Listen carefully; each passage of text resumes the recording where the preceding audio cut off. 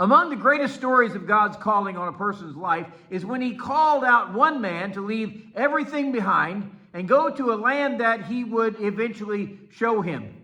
Good morning, this is Pastor Ernie Lewis of the Blue Point Church in Sisseton, Illinois, with your thoughts from God's Word for Tuesday.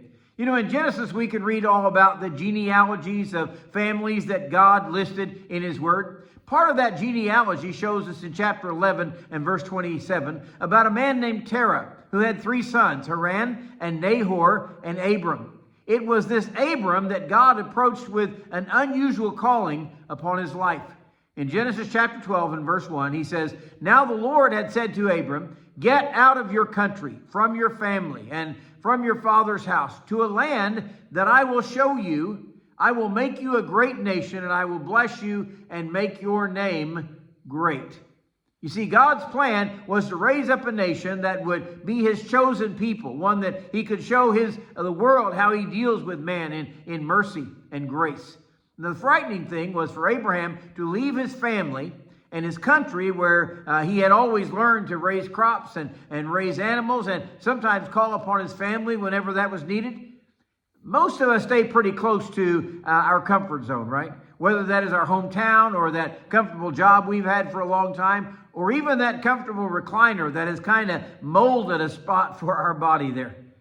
Well, not only did God call him to leave everything comfortable behind, He also said he wanted to go to a land or a country that He would later show him.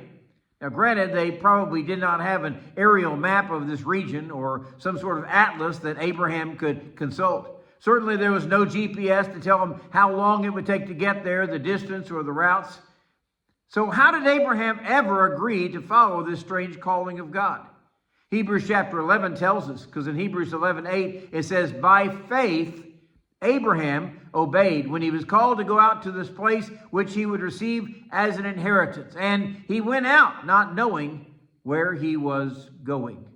You see, that is the key to following God's calling on anyone's life, to have an unwavering faith in God. He and Sarai were getting well past their childbearing years, and yet they had no son of promise, so God tested them all along the way. Of course, we know the rest of the story, where Isaac is surely born to them, and his family has now grown to cover much of the earth as we know it. But Abraham only had the promise. And certainly Abram was blessed, so much so that he and Lot had to separate, for their herds were overtaking the area where they had grazed their flocks. But the promise to Abram was, I will make you to become a great nation, and I will make your name great in all the earth. It is no coincidence that Jewish people worldwide today call themselves the children of Abraham. God also promised in His calling, I will bless those who bless you, and I will curse those who curse you, and in you all the families of the earth shall be blessed. According to this promise, we had better be careful how we treat the Jewish people today.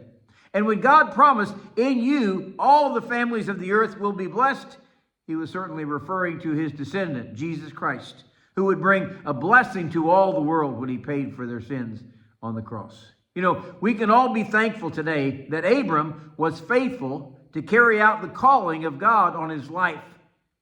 And we need to do the same thing when God calls us.